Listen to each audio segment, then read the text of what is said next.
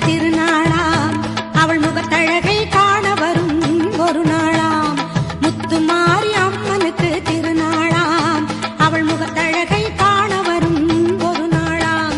சித்திரை